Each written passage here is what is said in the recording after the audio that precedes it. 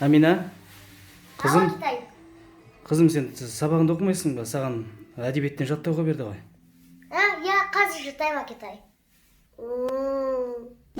Таппай мақтанба, орын таппай бақтанба, құмарланып шаттанба.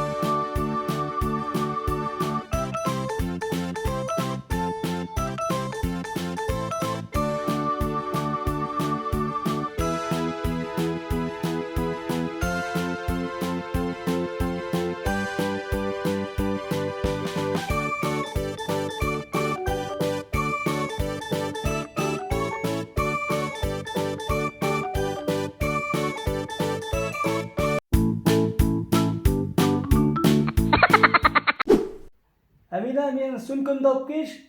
Я қазір.